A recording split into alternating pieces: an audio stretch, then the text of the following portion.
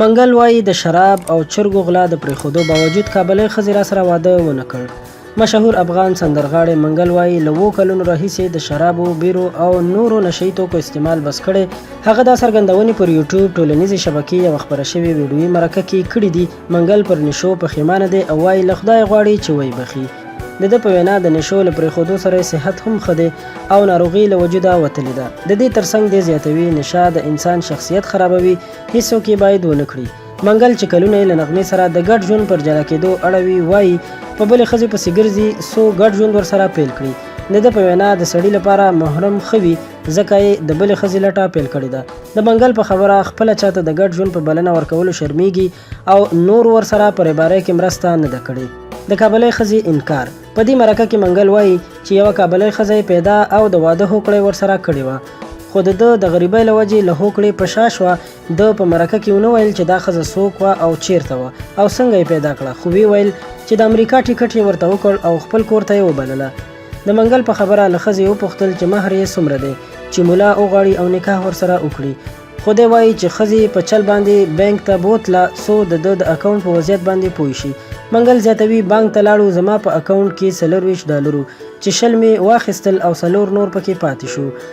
د هغه په خبره ښځې ورباندې د کوم میلیاردر ګمان کړی، خو همدا چې په تشلاسۍ پوه شوه زر یې د بیرته تګ ټیکټ پرې واخیستو او په خپله مخه لاړه. منګل وایي د پیسو په لحاظ ملنګ دی، خو په څه کې چې شتمن دی مینه او قربان دی. د ده په خبره روزګار یې ښه دی، چاته احتیاج نه دی خو پانګوال نه دی. هغه وایي خوشحالي په پیسو کې نه ده، له دې سره هیلهمند دی چې د صبر میوه خوږه وي او څوک به ورسره ګډ ژوند ته راضي شي. منګل پرته له دې چې د ژوند پخوانی ملګري نغمې ته ګوته ونیسي، په اشارتن ډول یې وویل چې په اسلام آباد کې له بنګلې او د کابل په مکرایانو کې له خپل کوره تیر شوی. دا خبره یې روښانه نه کړه چې دا یې د نغمې لپاره خرڅ کړي که د ژوند بېلېدو نه وروسته یې دا کورونه هغې ته پرېښي. منګل وایي 2 لوڼې او 2 زامن لري چې ترې خوشحاله دی. وایي دی او نغمه دواړه کله کله د لمسیانو لیدو ته ورځي. نغمې سره د اړیکو په اړه وایي چې کله سره غږیږي او کله خفه وي.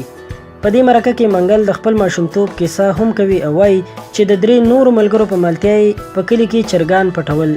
دی زیاتوي یو دیګې سوچه غوړي او سره مرچک به مو هم د کور نه راپټ کړل او چرګ به مو پکې پوخ کړ. د ده په وینا پروټین ته یې اړتیا وه او په کلي کې داسې خواړه نه پیدا کېدل چې دغه اړتیا یې ورپوره کړې وه.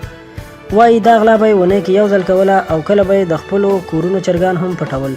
منګل په دې مرکه کې زیاتوي چې موږ یوې شورونه یو، 2 میرې مې لرلې. پلار مې ډګروال اکبر د ملک یعقوب زوی و چې شعرونه یې راکول او موسیقۍ ته یې هڅولم، خو وایي مور به مې وهلم او د میرو د پیغورونو لپاره به یې موسیقۍ ته نه پرېښودم.